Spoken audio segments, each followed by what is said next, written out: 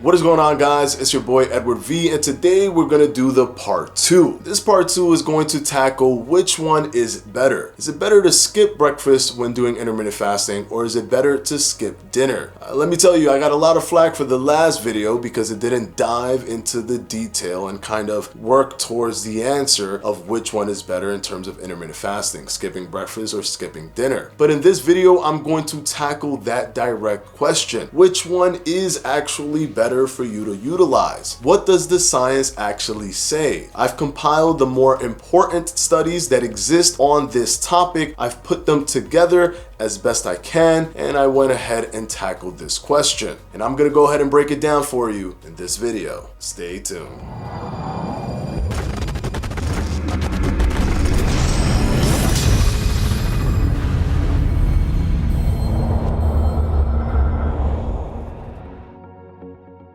Okay, so I looked at multiple studies that looked at intermittent fasting, looking at 20-hour fast, the 1 meal a day, skipping breakfast, skipping dinner. But you have to understand that the most important thing before you even decide what you want to do is what can you do for the long term. That's the one you want to choose, because the other effects that you may get or the slight benefits here and there will be outweighed by the fact that you cannot adhere to the diet, which is the more important aspect. And vice versa, if you find it easier for you to skip breakfast and then go straight to dinner, and that's the one that you want to stick to, because adherence is incredibly important. It's going to allow you to stick to the overall umbrella of just the intermittent fasting protocol. One important study that I want to talk about to start all of this is a study that was done in the Journal of Cell Metabolism by Elizabeth F. Sutton and colleagues. In this journal, the researchers did something very unique. They understood that weight loss in and of itself brings with it certain benefits. The reduction in adipose tissue actually brings health benefits and biological benefits to the human body. So when you do intermittent fasting and you lose weight, those health benefits may be because of intermittent fasting, or they may be because of the lost adipose tissue, because it has been seen that losing adipose tissue or reducing body weight, if you're overweight, can bring about a lot of health markers. So what she did is she made sure to do a randomized controlled trial in which she fed both groups maintenance level. So what they made sure to do was to do a randomized controlled trial in which they fed both groups at maintenance level to ensure that weight loss was not present. And the reason that she did this is to see if health benefits will still show, if there will still be some health markers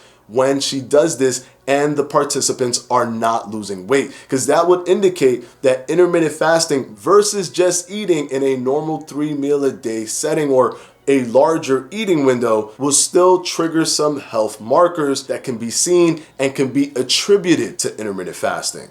What she found was that the participants who fasted for 18 hours and only ate for 6 hours. The control group ate for a 12-hour period and then fasted for 12 hours. What they saw was that the intermittent fasting group, although weight remained the same in both groups and weight was not reduced because they were eating at a caloric maintenance level, what the researchers saw was that oxidative stress was reduced. Postprandial insulin secretion was reduced. Insulin sensitivity was increased. Beta cell secretion was increased. Blood pressure was decreased, and appetite was also decreased in the group that ate in that 6-hour window. But they ate earlier in the day. They ate from 9 to 3 o'clock in the afternoon. Now, this is the good news in terms of if you want to do the morning eating. The morning eating studies that show the benefits of eating in the morning, which they call early time restricted feeding, which tends to be either 8-hour window or 6-hour window with a 16-hour fast or 18-hour fast respectively, can show those markers that I just explained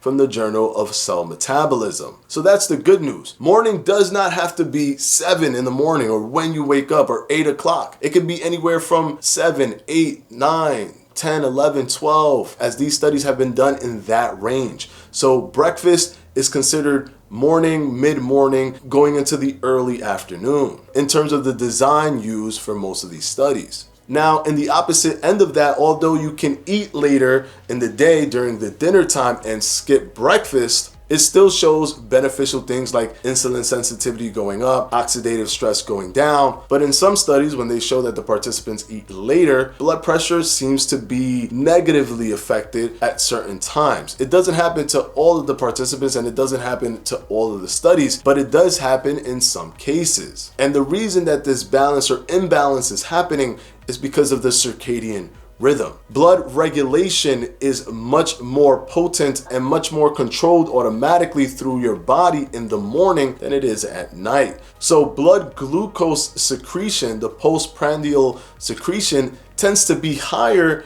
if you eat at night than if you eat in the morning. So then what happens when a study actually has a control group and a breakfast skipping group and a dinner skipping group? Well, in the study it shows that both the breakfast skipping group and the dinner skipping group had energy expenditure benefits for the 24-hour period versus the group that just ate 3 meals a day. However, those who ate in the morning and skipped dinner lost on average about 91 calories in that 24-hour frame, and the breakfast skipping group lost about 51 calories in terms of energy expenditure, additional energy expenditure versus the 3 meal a day group. So it appears that the circadian rhythm is dictating that blood regulation that happens normally in the morning at an efficient rate, so that if you're eating at that time, you may actually be putting yourself in a better position to reap the rewards of not only intermittent fasting, but also controlling the glucose level in your body, the postprandial insulin secretion that happens from eating food. That's that initial insulin rise. And if you can control that to a certain extent, your insulin secretion does not go as high and it can get down to lower levels of insulin so that you can actually get into the post-absorptive state, which is the most important thing. If you can get to that post-absorptive state, and the faster you can get there, the better it is, because you're basically getting more bang for your buck. So if you're fasting for 20 hours, but it took you 12 hours to get into that post-absorptive state, you're not getting as much as if someone only took about 8 or 9 hours to get into that post-absorptive state so that the body can work off of the body fat. So if you were to look at the studies, even if weight reduction was not in the equation, and even the early time restricted feeding study that I spoke about on Wednesday showed all of the benefits in terms of appetite reduction, the reduction in ghrelin, which is the hunger hormone, which tells you to eat. All of these things happen during the early time restricted feeding in a controlled feeding trial where the staff was actually sitting down with the participants to watch them eat their food, controlling and making sure that it is at 100% compliance, and even putting them in a respiratory chamber to look at energy expenditure. And it was incredibly detailed, and the appetite suppression was still there. The peptide YY hormone was increased in this group. So it looks incredibly promising for early time restricted feeding versus skipping breakfast and eating a late dinner. But the good news is that that time frame is very, very large. So if you can eat anywhere from 8 o'clock to about 3 o'clock, you can still reap those benefits that flow with the circadian rhythm. But with that being said, still remember that if it's easier for you to skip breakfast and eat later at night, then you should utilize that protocol, because as mentioned before, you still get benefits from intermittent fasting. And the most important thing when it's all said and done is, can you do this for the rest of your life? And if you're looking at skipping dinner and not breakfast, and the answer is no, then in the long run, that protocol is still more detrimental to you than to do the one where you skip breakfast and eat the late dinner, because you know that you can stick to that one for the long term. I know I got a lot of flack for the last video because I never broke it down to this extent, bringing in all the studies. Of course, all of the studies that I mentioned will be down in the description below. And of course, I want to thank my patrons from my Patreon. I'm going to go ahead and put their names right up